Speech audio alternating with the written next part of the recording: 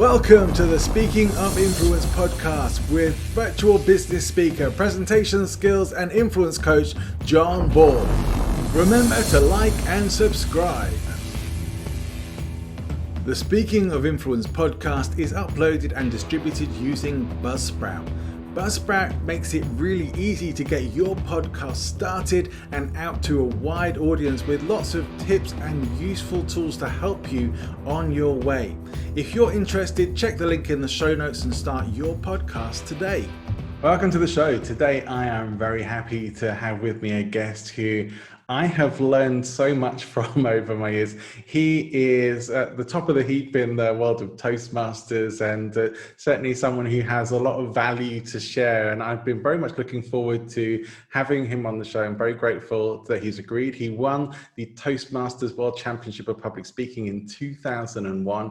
He has a whole series of online courses and programs, as well as his own podcast show, and is an amazing guy to learn from. I can say from my own experience. Please welcome to the show, Darren Lacroix. Hey, thanks. Thanks for having me here.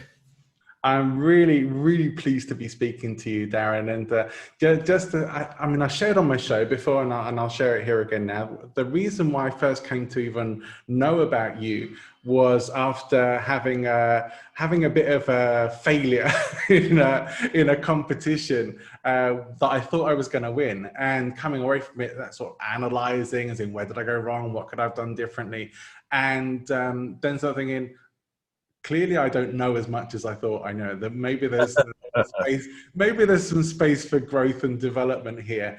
And somebody recommended I check out your website, which I did, and realized right away that there was a lot of stuff that I didn't know, and I signed up for your online courses right away. So that's where I first came to know about you, and I have to say that those programs have been really helpful to me. Thank you. Well, you're not alone, because I was in the same boat in 2001 before I met Mark Brown, who coached me. My ego was in my way, but I didn't know. And I think that's one, as you know, that's one of my key messages: be a sponge. Right. Be a sponge. We're never done learning. And as soon as we think we're good and, I should have won that, like, nope, there's another lesson to be learned. And I love, do you know who Steven Tyler is? The lead singer from I'm going to forget the name of the band now. Aerosmith. I'm a Boston guy, so I grew up in Boston area. But he was one of the judges. I think it was America's Got Talent or American Idol. I don't remember. Anyway, he was one of the judges, and he was being interviewed by Oprah Winfrey. And it was a video I came across, and I was just fascinated. And he said, when I was a judge, I think it was American Idol. He said, when I was a judge on American Idol, when I told people you weren't the American Idol and sent them home, basically, he said, I wasn't saying you'll never be the American Idol. He was saying, today, you're not the American Idol yet. And he said, it broke my heart, because he said a lot of the people who he was in front of or was in front of him, they were so talented. They were more talented than he was when he started, but people would take it so personally, and it would just be a blow, and you could see them just giving up completely. He's like, no, you just need to go back to the clubs and learn a few more lessons. And I love the idea, because he's talking about like nightclubs, playing bands. For me in the Toastmaster world, it was like, you need to go back to your club and learn a few more lessons. But I think one of the challenges is I love Toastmasters. I'm still a member today. I will be for the rest of my life, because not just what it did for my speaking, but what it did for my own self-confidence. But I think one of the challenges, it's designed to help people become confident. It's not designed to make them world class. And I think that's a mistake that some Toastmasters don't see. Again, nothing wrong with that. It's still awesome. It's amazing to get up and become competent. But I needed that world-class advice from Mark Brown when he held up a mirror, when I think you might know the story, but if you're listening and don't know, I was so excited in the speech contest. There's 6 levels, and I had won the 5th level. I was going to World Championship when I met Mark Brown. So I had some confidence. I had been a speaker for 7 years. I was in 4 Toastmaster clubs, and I was the king of the club because no one could give me feedback. So that's why my ego got big, and I drove 2.5 hours to work with my coach, Mark Brown. And at that level, I had to write a brand new speech from scratch. And I really didn't know. It was trial and error my whole career, just one keynote speech and little comedy bits. But anyway, I wrote this brand new speech from his advice, but I didn't send it to him ahead of time because I wanted to see the joy on his face when he saw how talented I was. And Mark, if you don't know Mark Brown, he stands about 6'2". He's a native of Jamaica. He's got this beautiful booming laugh like the guy from the old 7-Up commercial. Ha, ha, ha, ha. Well, that was my coach. I remember standing there in the meeting room in Reader's Digest, New York. I drove from Boston to New York, 2.5 hours. And I handed Mark the greatest speech in the history of Toastmasters. And I couldn't wait to see his reaction. And when Mark got the speech, he looked at it.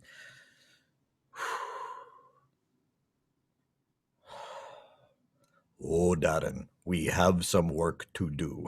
What? I did everything you told me to do. I wrote the greatest speech that I could write from the level and the knowledge that I had. And John, I got a very valuable, life-changing message in that moment.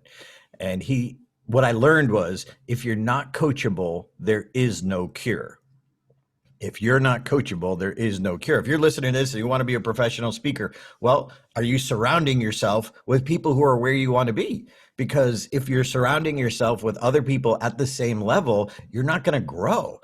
And I remember listening to Brian Tracy and Tony Robbins in my car. I was a sponge. At the beginning of my career, when I was eager and knew that I didn't know. The challenge became when I got a little confidence, and then I thought I was the thing. I was not the thing. And if you ever think you're the thing, you're sliding down. My friend and mentor. Yeah, I can relate to your story so much because in my own Toastmasters club, people dread volunteering to give me feedback on my speeches for similar reasons. And it does start making you think, I feel like I'm at the top of the heap here. I look back and I'm really grateful for that whole experience, because what I came to start learning from you has already taken me to a much higher level than I even knew existed. And also really reinforce the message that there's always somewhere to go, that there's always somewhere higher to move to and further down in your development. Amen. Preach it, brother. One of my mentors, his name is Mike Rayburn. He said, the only way you can coast is downhill. Right. Which is really good. There's another. You have a lot of expressions that you use in your stuff, and one of the ones that relates to the title of what you talk about, right? Stage, never turn down stage time. And I remember there's a story you tell about you did like a stand-up comedy and stuff for a while, right? And so you had a coach and mentor in that world as well. And if I'm right, that's what he used to say to you, yeah. Yeah, it was the story that I tell is about 1.5 years into my comedy career. I was working really hard, and he had taught me stage time, never turn down stage time. His name was Vinny. And we're in the back of a comedy club, and I had been getting, in 5 minutes, I could maybe get 4 or 5 little laughs. It wasn't much, but from where I started, it was great progress. Now, I've been doing this 1.5 years, driving to comedy clubs every weekend. Whenever there was a place that I could go and sit and learn or go do it, I was taking classes, I was reading the books. And this guy goes up for his very first night, and I'm sitting in the back of the club next to my mentor, Vinny, and this guy goes up for his very first night, and he just crushes it. He is so funny. It's his first night. And I am thinking about, it's his first night. I've been struggling for 1.5 years. And I was just disgusted. And I turned to him and I said, how do you know who's going to make it? Like, am I wasting my time is what I was saying. How do you know who's going to make it? And he said something brilliant. He said, that's easy. Whoever keeps going. Right. Whoever keeps going. That's simple. And then he said, look, you've been taking that stage time thing to heart. I like that. I see you working really hard. I'm going to give you 5 minutes of stage time wherever I play. Now, that was huge because he is playing real comedy shows. I'm only doing open mic nights, amateur nights in the back of a bowling alley at a bar with 6 people in the audience. So this was like a real club with like 200 people laughing, drinking, have a good time. That's awesome. But then he looked me dead in the eyes. He said, but if you ever turn down stage time, I will never help you again. And that's when the switch in my head happened. And it, I never looked at it. I lived in the fear that Vinny would find out, which was a great fear because it got me to do what I was afraid to do. It gave me courage. Yeah. At the time when fear is good. Oh yeah, exactly. But it is that whole motivation. Now, it's a conversation I often find myself having, of the understanding that while some people do have a natural talent for getting up on a stage or for being funny, it's nearly always the people who work hardest at it who will succeed. And sometimes having the natural talent could be a disadvantage in the long run, because you get to that thing of coasting, thinking you don't have to work so hard, and the people who are working their butts off, they're going to overtake you. Mm-hmm. Exactly. So, I love those principles, and I've really taken them to heart. And that I feel that on my show, I've had a lot of professional comedians recently, as well as some very humorous speakers too. So it's been interesting to talk about humor in relation to presentations and public speaking. But it's great to talk to people like yourself who kind of straddle both those worlds. What do you see as being maybe the differences or commonalities between stand-up and public speaking? Well, definitely courage, definitely improv, the ability to adapt. One of the things that I teach speakers, no matter what, take an improv class, because it's one of the core elements of presence. It's one of the core elements to adapt if this happens or that happens. And for those of you who've never been in the theater world and you take an improv class, there are going to be some wacky exercises and you're going to think, what does this have to do? Do it, have fun, do it, play full out. Many people don't know this, John, but before I wanted to be a comedian, I was actually dreaming of being an actor. And I actually started out in an improv wedding show before stand-up, or right when I was starting. So I was in an improv wedding show. So I got married 3 times a week. And I was I would even call myself a hyper introvert. That was part of the thing. I wanted to be on that stage, but I had no reason to be there. I was the quiet, shy kid. So improv gave me that permission to be other characters, to work it out, to find myself, to find my voice. So if you really want to own the stage, I would highly recommend taking an improv class. Yeah, absolutely. I think that's great advice. Now, I've talked with a few of my guests before on the show about improv, and a few of them have specialized in that as well. And it certainly has a huge amount of value for anyone who's looking to do speaking. In your experience, like how important would you say that public speaking, or speaking from platform, virtual speaking these days, is for professional people?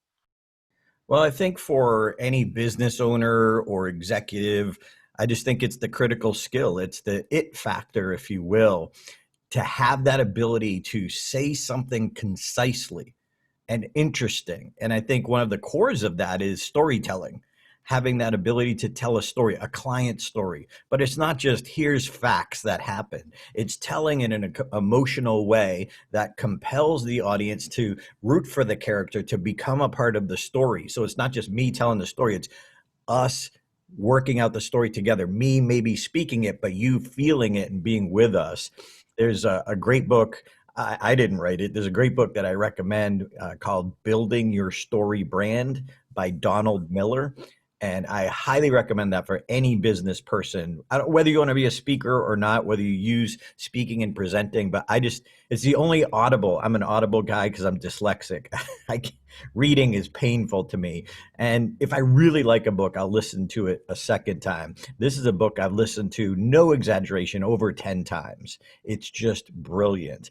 And Donald Miller just has this way of taking business and connecting it to storytelling that I think every executive should at least understand, even if you don't do it. But if you're going to do it, if you're going to present in any way, it's our ability to tell that story, have that lesson embedded in the story, but telling it in an intriguing way. The challenge is just like when we started off the podcast, we were talking about ego. Everyone thinks they're a good storyteller because they got a couple of stories that maybe their friends laugh at. Okay, but does a stranger get compelled, leaning in and listening and wanting to hear it? And then at the end, get that transformation and see how it's relevant to me or my business or my company and why I should learn more from you. On my website, it says boring loses business. We've got to be interesting, especially with this, worldwide challenge right now. If you don't stand out, you're out of business. And I have one of my phrases is old school needs a little new school, or you're going to be out of school. Yeah, absolutely.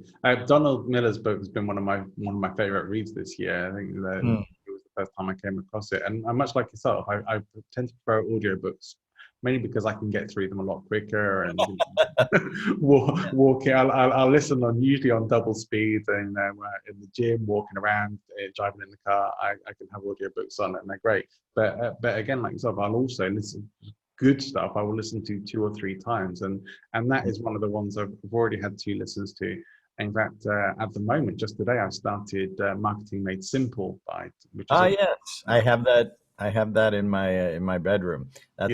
I've started it. I haven't finished it yet, but that's next on my agenda. I actually got the physical copy of that one. Yeah, I'm glad you mentioned storytelling, because I think that was the first program of yours that I actually took on your online courses, and I got a lot from that. Like, I thought, much like you said, I thought I was pretty good at telling stories, and and then I got like, oh, maybe I'm not so great at telling stories. I can do okay telling, relaying an adventure or telling a story to my friends and things like that. Sure. But doing that from a stage or even from a virtual platform is a very different thing altogether. And so what do you think, for people who want to improve their storytelling, are some of the key elements you could share to help people, maybe just listening today, start improving their stories? Yeah, become a student of storytelling. If you're an executive, take part of this year, become a student of storytelling. And here's a challenge for your listeners. Go to your best friends and ask them honestly, on a scale of 1 to 10, how good of a storyteller am I? Your best friends who will be honest with you. And unless they're saying 9 and 10, every person you ask, okay, there's room for improvement, but it's going to affect your communication. Yeah. And so for storytelling, I think one of the reasons, like you said, you could tell an adventure and it could be good and interesting to your friends, but an adventure is not going to bring you business. It's that relevance. It's the transformation of the character. So you asked for a couple tips. One of them is that the character must be relatable to your potential client or customer or internal coworker. Okay, if you're trying to get a point across, they must emotionally relate to the character at the beginning of the story. There needs to be a transformation in the middle. Like, what was that revelation? Was it the system? Was it your business? Was it your customer service? And then on the other side, how has the character changed? So literally, call it storyboarding. What are the 5 basic plot points? Again, Donald Miller's book is great. Another great book by Kendra Hall, Stories That Stick. Put that on your list if you haven't read that one yet, but that's another great one. And she talks about the 3 parts of a story, the beginning, the explosion, and then the, I don't remember the term she puts on it. So number 1, understand the purpose of the story, get clear of the story. Another one that I've never really heard taught, but what's that foundational phrase, we call it, that is the lesson of the story in 10 words or fewer, that has rhythm, doesn't have to rhyme, but has rhythm to it, that person will take away. Let's just say go back to their company or their other friends and who are also potential clients and retell that story. And even if they don't remember the story perfectly, they remember that line. For me, you ask Toastmasters around the world, anywhere in the world, if anyone's ever heard of me, what's Darren about? Stage time, stage time, stage time. Because that one core that I want them to get through is unless you get on stage, my mentor said, any day that you don't get on stage is a day that you don't grow. Right. We do weekly coaching calls in Stage Time University where we give people coaching feedback. We're 2 world-class coaches. Last night we had a call. We had 3 people who've been through my programs. And one of the biggest challenges is they tell their story is in narration. Narration is past tense. This happened back then. Okay. If it's past tense, if it's narration, we're less emotionally connected to that story and in the now reliving it with you. So you need to tell it in the now and tell it in dialogue. Dialogue is the key to the power of storytelling, telling your stories in dialogue. When I first joined the championship level speech contest, I thought I was pretty good at stories. I was very animated. But not really saying anything and not as nearly as strategic as I wanted to. And I was struggling because I had a day job. And one of my other comedy mentors, his name was Dave. Dave said, Darren, stop trying to find the stories that will launch your career. And instead, take the stories you already have and make them so good, someone will pay to hear them. And that was a revelation. I just thought, here's the story. Let me just tell it. And maybe I could make it a little tighter or something, but let me just tell it. And it's like, if you're missing the crucial elements. So I got what he was saying, but I ignored his advice for 2 years. Do not ignore this advice. Find a way, find a model, find somebody to follow. Donna Miller's book, one of my programs, whoever it is. So in 2001, I joined the speech contest for one reason. And that one reason was to look at my keynote speech. Okay, I still had a day job. I was a telemarketer for Bose Corporation. That was my day job, my waiter job as I pursued my career. And sitting at my desk, I was marketing myself every waking moment. I wasn't working my day job. I was speaking every time I could for free or for a fee, whatever. The one thing I wasn't doing was working on my craft. And so Dave's advice rung through my head. He ended up passing away, and just that quote, make them so good, someone will pay to hear them. Well, for you listening to this, if you have a business, make your stories so good, it attracts more business. Yeah. Look at it that way. And so the speech contest came around, and I thought, well, if it's a competition, what I could do is pull one of my stories out of my keynote and give it a 7-minute Toastmaster open and close and work on it with my whole goal to make that story better, to then put it back in my keynote speech in an improved format. And you Craig Valentine, he said, if you want to master peace, you have to master the pieces.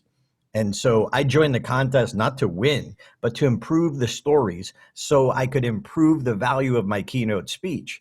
And when I met Mark Brown, that moment, he looked at my speech, and people ask, well, what did he see? Well, he could see I was telling my stories in narration, past tense. And so, for example, one of the quote unquote moments or mini stories in my speech was going home to tell my parents I wanted to be a comedian. So in my version 1.0, handing it to Mark, it sounded like this. So I went home to tell my parents I wanted to be a comedian. They were speechless. They didn't know what to say. Interesting. But then Mark had me turn it into dialogue, present tense, same story, same exact story. But instead, it sounded like, so I walked into the house nervous. I walked up to my parents. Mom, Dad, I want to be a comedian. I was met by silence. Ouch.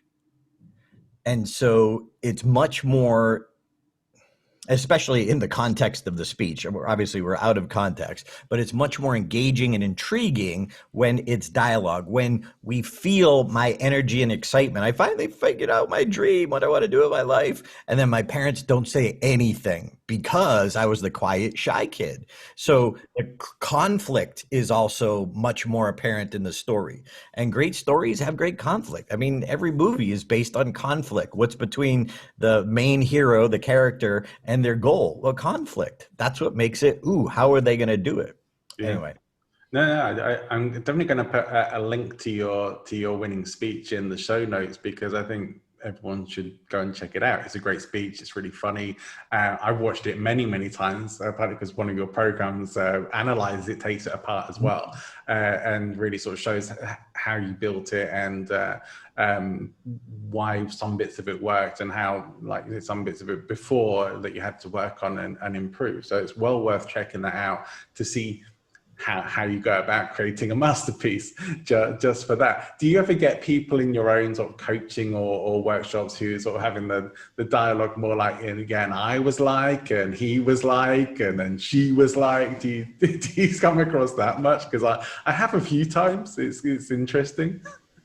Yeah, the like is very unprofessional. In fact, I get called out on it myself. And when I go through my own podcast, I have to edit out all the likes, or as many as possible, just to make it like less like. Yeah. The other one of my other pet peeves is you guys. Okay. You know, John, one of the principles we teach is speak like you're talking to one person. Speak to one, look to all, meaning the language of a one-on-one conversation. How would you say it to someone over coffee? How would you say it to someone? You would never be with one person having coffee and saying, you guys. Like, that would be weird. Like, what are you talking about? So I think it's that connection. Again, if you're a business professional, an entrepreneur running a business, your communication is the it factor. It's the everything. It's behind what you know, and getting that across to other people who may not have the same thought process or the same perspective that you do. So I think it's critical in business. Yeah. Well, one of the pieces of advice, I think I came across it the first time from you, that really just made so much sense, and has continued to, and I have heard it from more people since as well, is about making sure that what you are presenting is a conversation, that you are actually carrying on to that, like having that one-to-one conversation, but you are also giving time for people to respond, to have the kind of responses that they would have if you were sat down having a coffee with them. But obviously, hopefully they're not having talking back to you whilst you're giving a presentation, but you still need to give them some time for their brain to process and to as if you were. Yeah, I always ask when I'm doing webinars and things, what's the most important part of a presentation? And some people say the opening, the message, the audience, the closing, your call to action, and they're all important. But you just nailed it. The most important part of a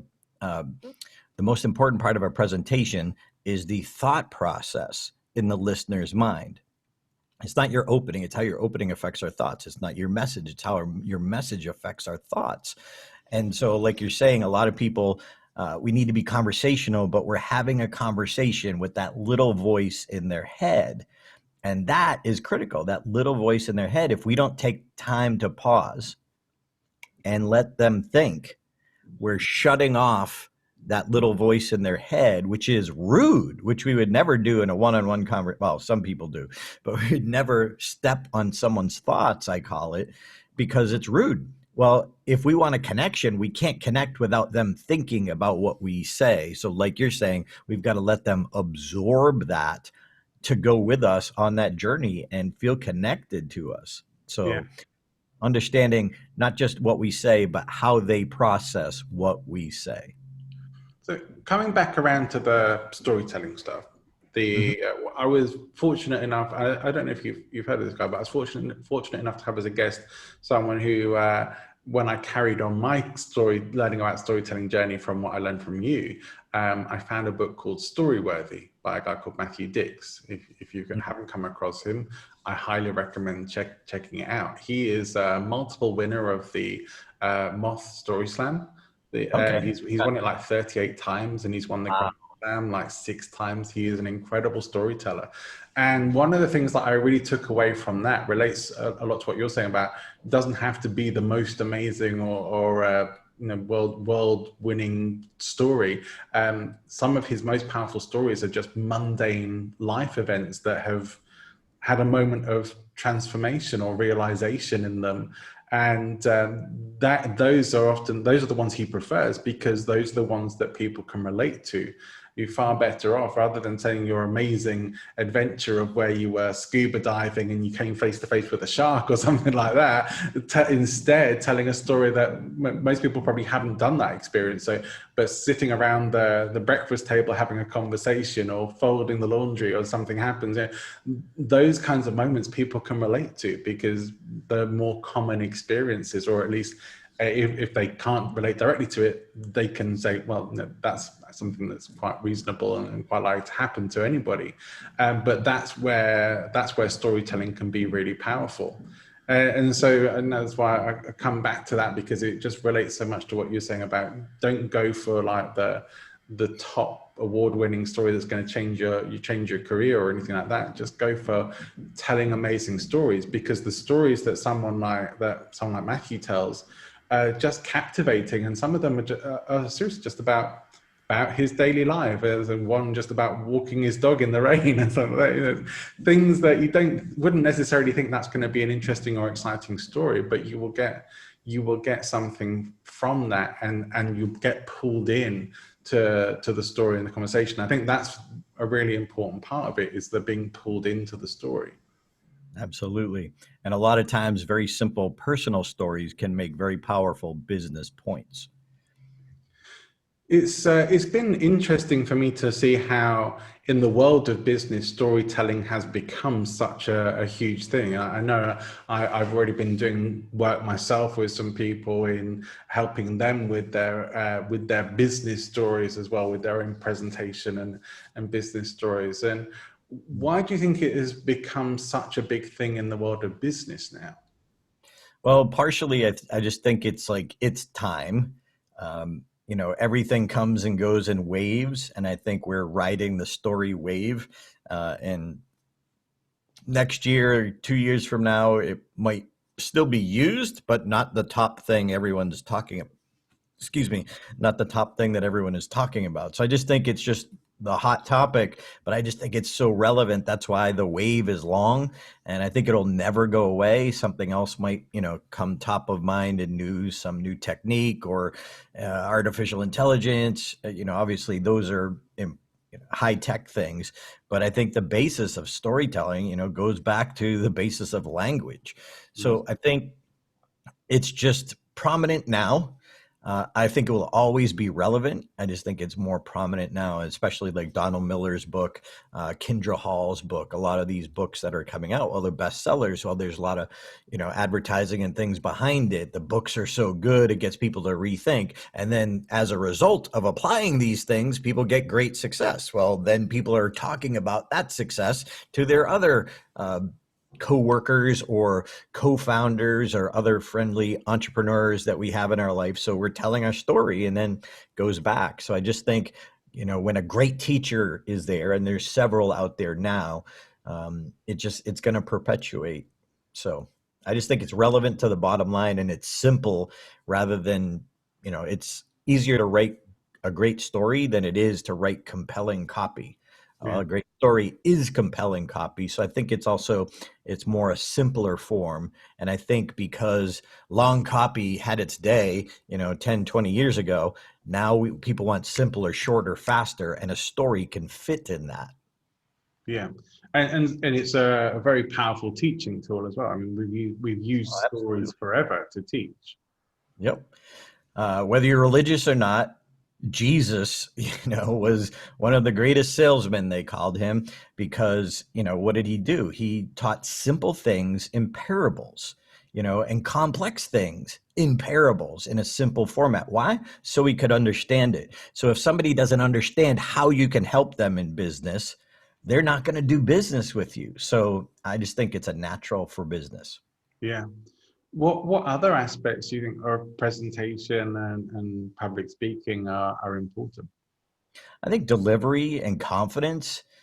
We do business with people we like, But if they don't have that confidence, we don't think they believe in their own product or what they're doing. So that comes through. So I think delivery, whether it's live or online, you can hear it in somebody's voice, their energy and their enthusiasm, their passion, their love of their company, their business, or what they do. So I think that enthusiasm is kind of the underlying second it factor, if you will. It just gets that point across that, look, I love what I do. Hey, you can do business with me or not, but I love and I want to work with people who love what they do. Who doesn't? I hired a Facebook ad agency, and they were awesome. I enjoyed working with them. They were fun. They knew their stuff. And then I started working with somebody else, and it was a whole different experience because their passion, their enthusiasm, they were saying the right things, but they weren't saying it with good intention. They weren't saying it with that helpful intention. So I think that is one of the underlying keys is let us feel your intention. Yeah, definitely. Now, you are part of a very exclusive group in the Toastmasters world of accredited speakers. Mhm. What does it mean to be an accredited speaker? Well, I'm part of two speaking organizations, both of them since 1994. NSA, the National Speakers Association. Otherwhere in the world, it might be called professional PSA, but and Toastmasters, and both of them have professional speaking designation. So I'm actually the only speaker right now at the moment of this recording that is an accredited speaker, a certified speaking professional, and a world champion. But honestly, they're letters after my name. But I'm a huge fan of the philosophy of Jim Rohn. If you don't know Jim Rohn, look him up. He was Tony Robbins' mentor, brilliant man. And he said, make it a goal to become a millionaire, not for the money, but for the person it makes you. So even though as a professional speaker, being a Toastmaster, I was challenged to go for the accredited speaker. So the accredited speaker is you're being accredited by the Toastmasters organization that you are a professional, that there's you have to have a list of business clients, past clients that you've spoken for. They have to fill out an application and a survey. You have to then perform part of your speech or 20 minutes of your speech in front of a live audience, this year virtual audience, in order to quote unquote become accredited. So you got to prove your value, that you're worth. And so I did it. I dove into the process thinking of what Jim Rohn said. And no one's hired me because of the letters after my name. But let me tell you, when you go through the program, it sharpens your, you sharpen your craft, you sharpen your business. And I actually got business just by reaching back out to my old clients, asking them to fill out that survey. Duh. I should be reaching out to my old clients anyway. So it's an accredited speaker means you're a professional speaker designated by Toastmasters. So it's a process we go through. But again, no one's hired me because of the letters after my name. No one's hired me because of that trophy back there. But because I went for them, it sharpened my craft. And as a result, the speaker I became, that's why they want me, because I have the ability to communicate my message from a stage, live or virtually, and so don't go for the letters after your name. Go for who it helps you create, who you become. Thank you. Yeah, great. I really like that. I have come across Jim Rohn before, though I haven't listened to any of his stuff for quite a few years, but definitely he is an incredible guy. And I think I even just the other day found a recording of him. I think originally I was like listening to him and Zig Ziglar before some of the guys you can't know. Both of them really good stuff around sales and development and stuff. In terms of like for some of the people who are watching, listening, may be looking or on a path of wanting to get paid for their speaking, and there's a big difference between just getting on a stage and speaking or going to a Toastmasters club and actually getting paid to it. Is there any advice you can give for anyone who's looking to make that transition to getting paid to speak? Yeah, just like we said right at the beginning, go to people who are where you want to be and be a sponge. Find the people who are the great teachers. Yes, I teach it, but I'm not the only one. You can check out publicspeakingbusiness.com, where I have all the programs I've ever created. One of them, trademark, Get Paid to Speak by Next Week. And I took all my programs. I used to sell CDs and DVDs and put them online so people can access them that way. And we have 2 mentoring calls every month with me and my marketing mentor. But truly, you've got to figure out what's your message, who's your audience, and how do they know about you? Like sometimes if you've ever seen a paid speaker before and you thought, I'm better than that person, you might be a billion% right. Here's the challenge. When the meeting planner was making the decision, they looked at their budget, they looked at their time frame, and this person was the best opportunity for them to help their audience. So if they knew about that person and they don't know about you, doesn't matter how good you are if they're not aware. So step 1 is awareness. Social media, yeah, there's some people who are killing it on social media. That's the exception.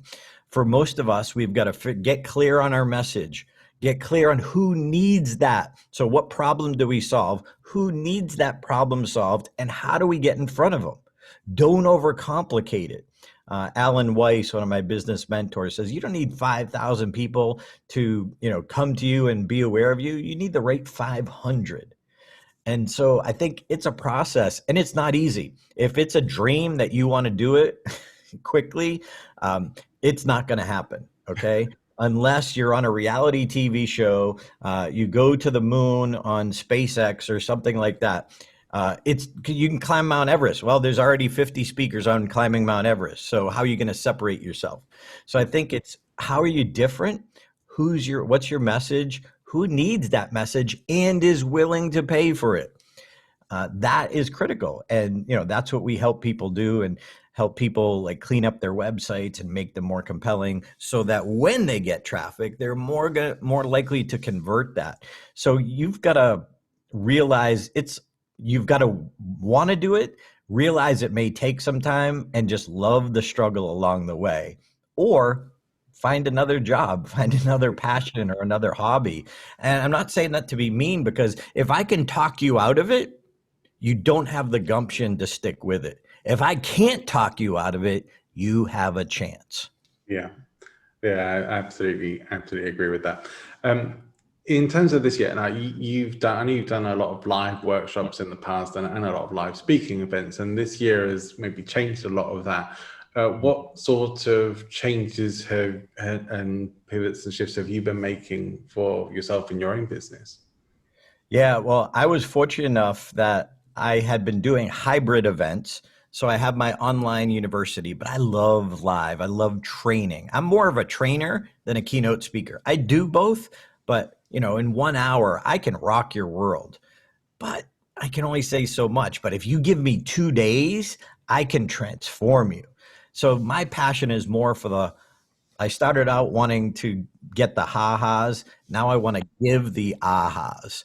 And so my business before, for 5 years, we've been doing live events, but we have virtual seats. So I'm very fortunate, and actually it was going. We would always have a few people, and it allowed me to sell a few more seats, but it really wasn't killing it. And I was even considering letting go of the virtual. And then of course, when this happened, it was like a switch. So I was already set up for it. But as you and I were talking earlier, I've been so adamant that I've got to upgrade my business. So my background, my lighting, the sign, the Oralex on the side over here for sound deadening, because I realized this is now my stage. There's 10 feet behind me. That's it. That's all I've got to upgrade. So I've been each week I've been putting out Facebook videos on here's what I'm doing this week. Here's what I'm doing this week. So this is the culmination of many months' work and one little thing after another. But I realized that immediately that, look, who knew it was going to last this long? But at the beginning, I knew I needed to start upgrading my home studio experience. So my events now are 100% virtual, but and then I created a new 2-day event because of the new need, which is mastering virtual presentations. So mastering virtual presentations, I realized was critical. The people who I taught needed it because they had to transfer over. And so immediately within 2 weeks, because I love teaching, to me, it's like a puzzle. It's like putting together a puzzle without the picture to go by when I put together a new program. And I realized we've been doing the hybrid events for years. Okay, what do we do? What are the mistakes we made? And let me help other people get up and going quickly. So I do that with Mark Brown and my fellow world champion, Ed Tate. So we've got one coming up in November. But anyway, we love what we do, so it was kind of an easy pivot, but I knew if I'm going to teach virtual presentations, I better have the best lighting, the best camera, the best background, because now I was being judged on that. And I think a lot of professional speakers don't realize that. If we can't hear you, we can't see you. I'll forgive the video if it's not perfect. But if I can't hear you, I won't forgive that as a listener. So I realized the criticalness. And then we teach this thing called pace elements that you've got to change every 3 or 4 minutes, a pace element. How do you keep somebody engaged for all day events? Because that's what we do. Well, people, say, wow, we can't believe it flew by, because we keep them engaged. So I think focusing on engagement, because the rules have changed. It would be great if we knew someone was sitting down watching in their home or their office, and there was no distractions. They were in a white room. There was no phone. There was nothing else around. That would be awesome and easy to keep their attention, or easier. But the truth is, there's the cat, the dog, people have to go to the bathroom, notifications going off, text. Oh, I forgot I had this meeting. And so we're competing with that. So what we teach people, it'd be great to get rid of those distractions. That's impossible. So what we need to do is be more adamant to draw people in and make the content more directly relevant to their life right now, but constantly keep that happening, constant engagement. So yeah, we teach about 20 different pace elements that you can use, that we use all the time, but we teach people what they are and how to use them. So I've pivoted the business, going over to virtual. It'd be great to go live someday. But the cool thing is, the upside, if you will, for us is that now people, and when I say us, I mean anyone who's an expert in the world right now, is that even my parents, who have been married this week for 65 years, they're in their upper 80s. They're on Zoom, they're on a virtual platform. They would have never been able to do that. So many people are now much more comfortable getting online. They realize the convenience, the power of it. So now the world has been trained, whatever format, whether it's Zoom or WebEx or Teams or whatever it is. But now we're more comfortable with this because we've spent so much, camera time. Okay, so now that just made our market as professional speakers and experts bigger. There's more people who can and want to access us this way if we can help them solve their problem. Yeah. I run a lot of online events, so I'm definitely going to come and check out your program, because that's one that I think I haven't seen before. So you haven't. We're waiting for you, John. I'm going to get back in there. I loved when I joined Stage Time University, which I think might have been a couple of years ago now. One of the first things that made me think, oh, this was a really good decision, was a little personalized video from you to say hi and welcome. It's like, oh, that's really cool. I don't think I've ever got that from a program before in all my life. And then I got my little membership card and welcome pack through from you. It's really cool. So I felt like, really come into something where it's like, all right, I think I'm going to be looked after here. Well, one of the keys to storytelling, and one of the reasons I do those personal videos, and as soon as we're done here, we had someone sign up yesterday, I do that, is the value of, like, with an online university, is onboarding, bringing people in and help them realize, hey, this person cares. Again, going back to what we talked about earlier, is intention. But one of the key storytelling factors, the most brilliant thing I ever learned, was from a man named Michael Haig. Michael Haig works for Will Smith. Will Smith runs movie scripts by Michael Haig before they release movies. He's brilliant. But here is the wisdom from Michael Haig. He said, the purpose or the goal of any story is to elicit emotion. The goal of any story is to elicit emotion. If you don't elicit emotion, they're never going to remember it. So just like you said with that video, it kind of struck you and it pulled you in a little closer. Well, I realized when I started testing that out, that very effect is that I was eliciting emotion and connecting more quickly with the people who are joining Stage Time. And that's important to me. That's important to my business. So here, and if you're listening to this, the video service that I love, that I use, is called BombBomb, B-O-M-B, B-O-M-B, and it's video email. I learned about it from my mentors, Ford Sakes and Patricia Fripp, but it works and it helps me engage through email rather than just typing an email. And again, like I said, because I'm dyslexic, I'm a lot better doing a 2-minute video. I don't have to worry about typos, but now you not only hear me, you feel me, and you feel my intention. So the purpose of that was to elicit emotion, so you spend some more time with us. Great. You've also got into the world of podcasting yourself. What made you want to start your own podcast? I realized, when I have a newsletter, beasponge.com, you can check it out and you get my top 10 speaking mistakes and my top 10 virtual mistakes. If you just go to beasponge.com, it's free. I send out a weekly newsletter, but right away you get those 2 PDFs after decades of coaching. Here's what I've learned. Here's the highlights. But in terms of why I did the podcast, is the newsletter has been the opens has been slowly dwindling. I still have my core people. I have 10,000 people on my list, and I still write articles because it's good. It's helping me write books, etc. But what I realized is so many people were spending more time on podcasts. It was like TV's going way down and podcasts is going way up. So here you have all these people who like the format of listening, while they're driving, while they're on the train, while they're on the bus, while they're exercising. So that's how they're quote unquote sponging. Well, if you have all these people who are already like that format, all I'm doing is taking my content and putting it in front of that river of people who want to absorb that way. So I realized I was really missing out. So it's basically a way for me to give content, just like this podcast, give content. And if you really like me and you want to learn more, you'll go check out Stage Time University. But if not, I'm going to help you. You're going to like me. Maybe you're going to tell other people about me. So it's, again, the intention and giving. And honestly, Mark Brown, my co-host, my coach, one of my best friends in the world, it's fun. When you can have marketing that's helping build your business and helping people along the way, that's fun. We just crack each other up. We have so much fun. So it seemed like a natural format. So for me, it was when I saw the numbers of podcasting and how many people are spending how many hours every week on podcasts. So it was kind of a no-brainer once I saw the facts.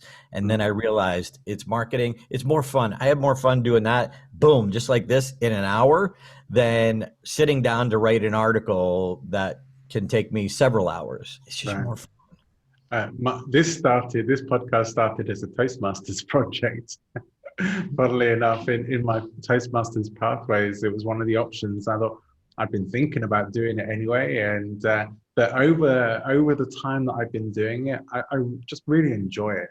Like my first episode was with one of my Toastmasters buddies, and we got that out, and then just started getting guests in, and it's become just a really fun thing. It's taken on a bit more of a life of its own, and I get to have really cool conversations with people like you, and it's like, absolutely, why would I not want to do this? This is really good. It opens the door. So last year at the Toastmasters International Convention, their golden gavel winner was a man named Jia Zhang, and he is like unbelievable. Like his YouTube channel, his videos, he helps people deal with rejection. Anyway, we got to sit down and interview this guy because we just met him at Toastmasters and had a conversation with him. So it's allowing us, just like you're saying, to meet people who I maybe never would have met before. So ours is called Unforgettable Presentations. And that's me and Mark. Unforgettable Presentations. Almost as if you were prepared for that, there. Oh, I'm a marketer. I'm prepared for everything. But anyway, it's Just like you, I'm delighted, John, you're having fun. You have great insight and a great heart and great attitude. And I think that's part of what makes a good podcast. I hope so. I hope so. This year's Golden Gavel winner was a friend of mine, Julian Treasure, and so I'm hoping to get him on the show sometime soon as well. When it comes to competition, I an email from you today because I'm on your mailing list, and you're talking about the critiques of the 2020 World Championship of Public Speaking. I mean, it's all virtual this year, so what difference do you think, as someone who is very involved in this world, what difference do you feel that that's really made for public speaking competitions? Well, it's definitely a challenge. And I'm sure there are a lot of technical issues along the way. And I don't even want to know about them, but I'm sure, and I'm impressed by Toastmasters, how they made it work. Here's an organization with 350,000 people around the world as members, all different cultures. And oh, by the way, you can't do a live event. We're supposed to be in Paris this year. So to be able to switch over, I can't imagine some of the frustration, but I think it forced people to learn this format. Again, going back, why, if we're virtual, guess what? It's also a blessing for us as experts because now we can reach people we've never reached before. Toastmaster clubs who, I live in Las Vegas, who maybe there's 10 people come. Now we might have 40 people and 2 of them are from the Middle East and 3 of them are from Asia, which would never happen. So I think there's a lot of positive that came out of this very negative situation. But as far as a contest, I think realizing the communication mode has changed. So learning the new rules. And the winner, Mike Carr, we interviewed him for our podcast. The woman who came in second had a really powerful speech. We're interviewing her tomorrow for our podcast. But the challenges that they had to go through in the unknown. So it's that bobbing and weaving. Again, it goes back to improv. Having that ability when people say, oh, you can't do that. And like, you're going to argue with the contest. You will lose. It's their contest. So I think a lot of people were frustrated and upset. And I think a lot of people who were able to improvise, they are the ones who came out on top. We coached somebody who was in the finals. She didn't place, but she did an amazing job. Her name is Maureen Zapala. It was great. What a powerful speech. So now it's just forcing us to learn a new modality. And then the use of screen. We talk about the use of stage. Mike Carr started like in the very bottom corner, but he used the medium to get his message across very effectively. At one point, he was talking about the projector from middle school, and he does this. And I went back to my experience with those old projectors. The younger people have no idea what we're talking about. But anyway, it was, how do you use this new medium to get your message across? And so I think that's one of the biggest lessons learned, which we all have to learn, through this craziness. Yeah. I don't know if I answered your question or not, but no, absolutely you did, and I'll pop a link to Mike's speech because I really enjoyed it as well. I'll pop that in the link as well, so they can compare the difference of watching someone who, like yourself, who won a speech on the stage to someone who won the competition on video on screen. When it comes to being in competitions and like competitive public speaking, do you think it's possible to get to that kind of level without coaching, or do you think it's absolutely critical? There'll always be that anomaly in any area that, somebody comes up without coaching. But for 98% of us, especially the ones who get some confidence, I like what Craig Valentine says. He says, don't let the good get in the way of the great. And I think that's why we need a coach, that person that we trust that can hold up a mirror and say, yeah, but that's not coming across to the audience. You might say it, you might mean it, you might know exactly what you're trying to get across. So I think you need a qualified coach, not just any coach. And I think there's many different coaches out there. We did a podcast episode on exactly how to choose the right coach for you. And I've had many different coaches who have different skill sets. I've worked with Michael Haig on one story that I've been telling for years, and it works and it gets a big laugh. and he helped me make it better. So I think the power, I mean, think about an athlete, a high school athlete. What's the difference between a high school athlete and an Olympic athlete?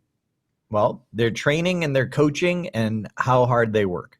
And so you can't be a high school athlete, dream of being in the Olympics without trying to understand the process. And so I think having the right coach is critical. Having multiple coaches, I had 2 in the world championship, but that doesn't even count the people that I learned from before that. And then the other coaches like Craig Valentine. I learned so much from Craig Valentine after I won the championship. Then Donald Miller, like learning from his book. Michael Haig. So I don't think we're ever done if we truly want to be world class. So that's why our podcast is Unforgettable Presentations, because there's many podcasts out there. I'm like, what are we going to focus on? So we try to uncover the stories and the strategies that make something unforgettable, because truly that's where difference happens. Yeah. Yeah, I already subscribed to your podcast, and I'll make sure there's a link to it in the show notes so other people can go and check it out. I think it's great and well worth tuning into. So I really appreciate the time you spent with us today, and I don't want to hog your time, although I'd happily spend as long as I can talking to you. But I do, for the sake of audience who do want to come and find out more of us, I know you've already shared the links, but just as a reminder, what are the best places for people who are watching or listening to come and find out more about you and come and learn from you? Thanks for asking. Well, my main website is darrenlacroix.com, DarrenLacroix. If you're interested in the top 10 speaking mistakes and virtual mistakes, check out beasponge.com, beasponge.com. You can, if you're into virtual presentations, better virtual presentations. Well, if you go to my main website, it's got all of the links, but check out the podcast as well, as you mentioned. So darrenlacroix.com, beasponge.com, and I got a lot of freebies out there and a lot of free trainings, but I'm going to show you there's a whole other world, just like I learned from my coach, Mark Brown. Oh, Darren, we have some work to do.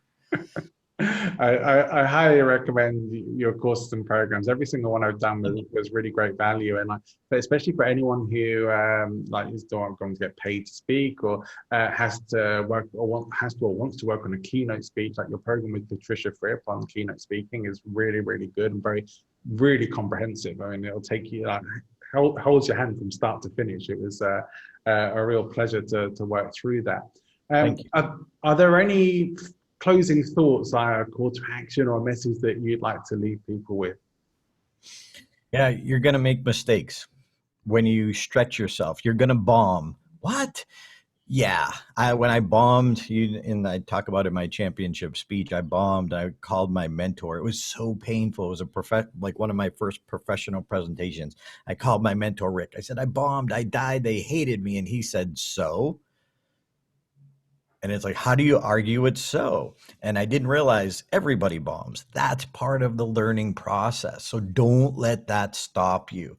Become a student of storytelling. Find the right mentors, the teachers that work for you. I don't care who you do it. I love what I do, but I'm not the only one. But you need to make that individual choice.